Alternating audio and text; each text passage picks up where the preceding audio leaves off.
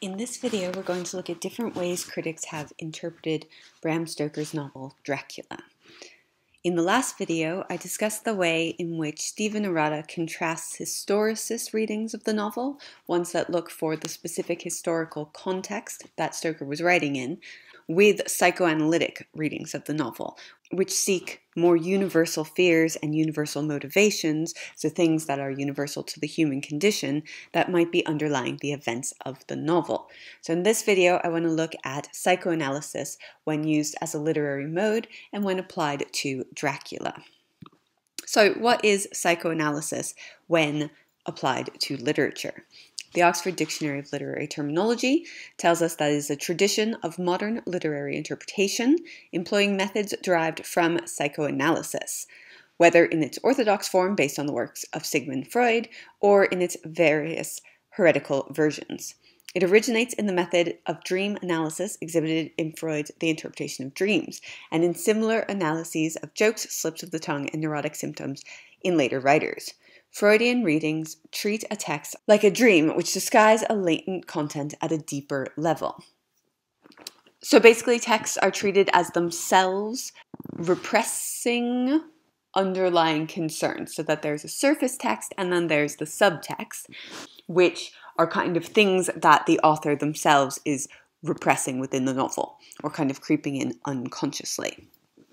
So what has this critical mode allowed critics to focus on when looking at Dracula? Someone like Christopher Kraft, in his 1984 article, Kiss Me With Those Red Lips, looked to the overt homosexuality of a vampire like Carmilla in Sheridan Le Fanu's novella, and therefore drew links between sexuality and monstrosity in 19th century Gothic texts, telling us that there is a clear analogy between monstrosity and sexual desire, in which vampirism both expresses and distorts an original sexual energy. So Kraft here in this article kicked off a wave of queer readings of the novel based on the presumed homosexuality of its author, Bram Stoker.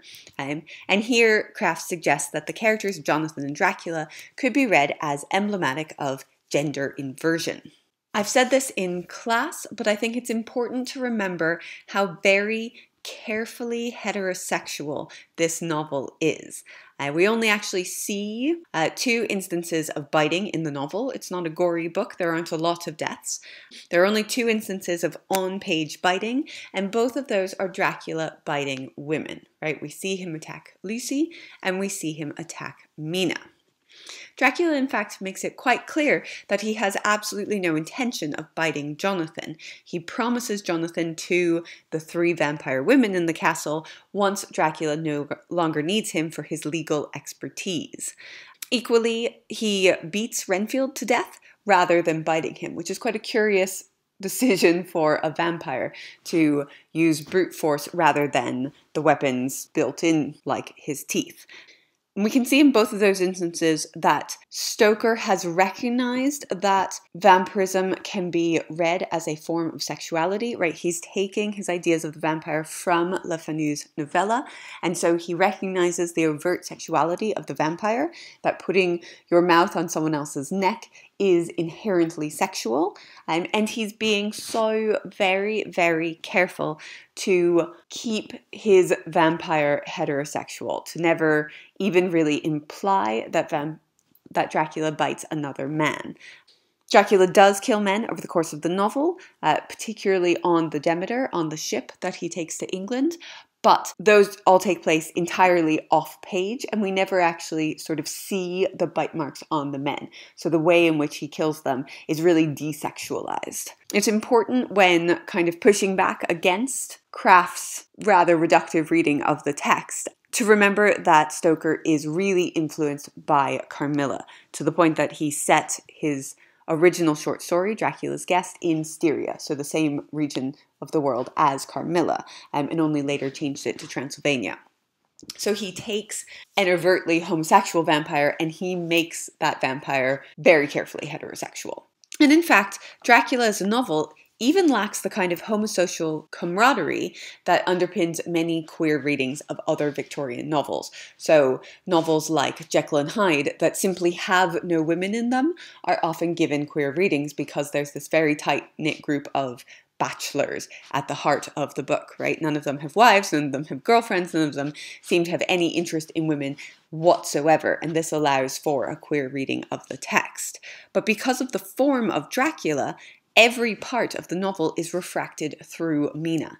So even when there are male-to-male interactions, they're either told by Mina, to Mina, or are themselves about Mina. So this is a text that's guarding itself against any claims of homosexuality. Now, in a psychoanalytic mode, this suggests to us that, in fact, Stoker is repressing something, right? A novel that is so careful about being heterosexual suggests some inherent homosexuality. But I would caution you against the kind of more obvious and superficial reading that we get in something like Kraft's article, which just says, because Jonathan thinks the female vampires are going to bite him, he must be gay, which is quite a curious way of reading it since they are women and he is a man. Other psychoanalytic readings of the text have focused on the women of the novel, and particularly on Lucy. So Beth Shane here in her article from 2016 contends that vampire is synonymous with nymphomaniac, and therefore reads the text as a misogynistic fantasy of containing, through the act of staking, rampant female sexuality.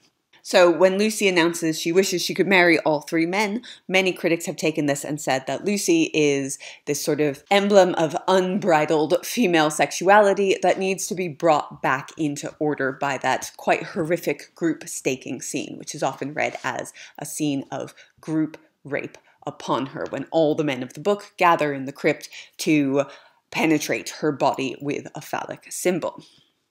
Again, I would say it's important to remember what actually happens in the book. In the moment when Lucy says she wants to marry three men, she's not actually saying she wants to marry three men. She simply doesn't want to choose between the men who have proposed to her.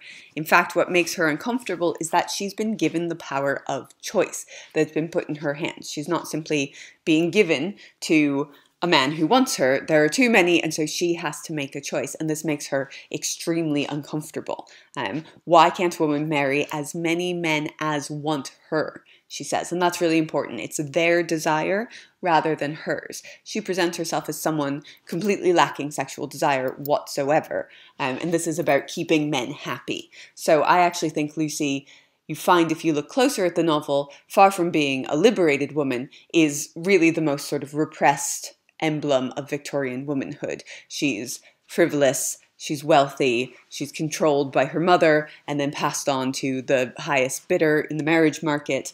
It's no coincidence that out of the three men who propose to her, she chooses the one who is a peer, who comes with a title.